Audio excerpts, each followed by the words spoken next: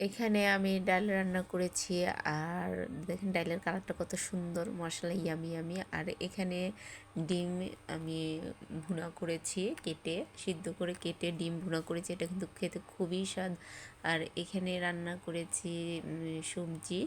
তো সবজিটার কালারও মাশাল্লাহ আলহামদুলিল্লাহ অনেক সুন্দর কালার চলে আসছে। তো আমি এখানে রান্না শেষে এক এক করে টেবিলে এনে সুন্দর করে গুছিয়ে রাখতেছি।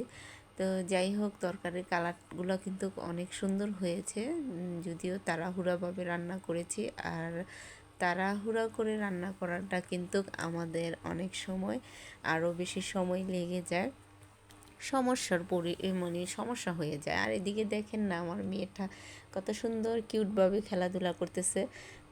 তো ওর খেলাধুলা দেখে আমিও কিন্তু একদম টেনশন মুক্তই আছি মোটামুটি। প্রথমেই আমি রান্না খুব তাড়াহুড়া করতেছিলাম, তো দেখি না মেয়েও খুব সুন্দরভাবে খেলাধুলা করতেছে। তো সেই জন্য আমি আস্তে ধীরেই রান্নাটা করলাম। আর এদিকে তো আমার আরও রান্না বাকি আছিল।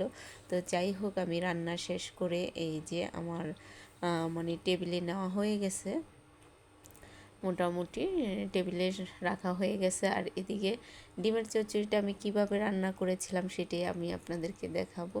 একটু রান্না শেষে ধনিয়া পাতা দিয়ে দিলাম। তো ভালো একটা কালার চলে আসছে আর সুন্দরও লাগতেছে দেখতে। মোটামুটি খারাপ না, কিন্তু কালারটা অনেক সুন্দর। তো ঢেকে দিলাম আমি কিছুক্ষণের জন্য। আর এদিকে দেখেন আমি বাইলা মাছ রান্না করছিলাম। তো বাইলা মাছের প্রচুর পরিমাণের ঝোল দিয়ে দিছিলাম তরকারি রান্না শেষে। তো এটা তো ধনিয়া পাতা দিয়ে দিলাম। আর মানে শেষ পর্যায়ে আমি মাছটাতে অনেকগুলো পানি দিয়ে দিছি।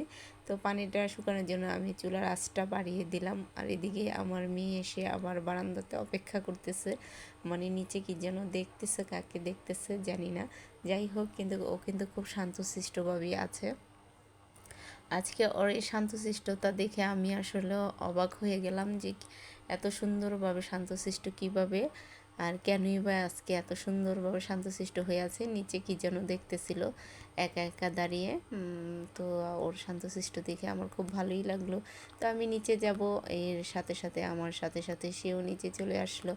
আর দেখেন না কত সুন্দরভাবে মনে হচ্ছে যে সে মানে খুব রিল্যাক্সে আছে স্কুলের ব্যাগ কাঁধে নিয়ে।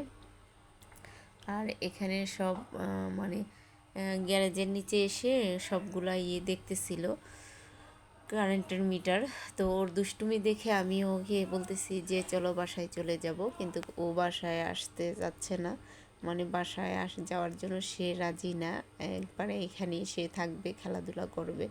তো ওর খেলাধুলা দেখে কিন্তু ভালোই লাগে, খারাপ না, যেহেতু আমিও একটু ফ্রি আছি। তো ওকে নিয়ে আমিও এখানে দাঁড়িয়ে আছি, যে ও দুষ্টুমি করতেছে বা খেলতেছে খেলুক, সমস্যা নিয়ে আমিও ওর খেলাতে সায় দিলাম।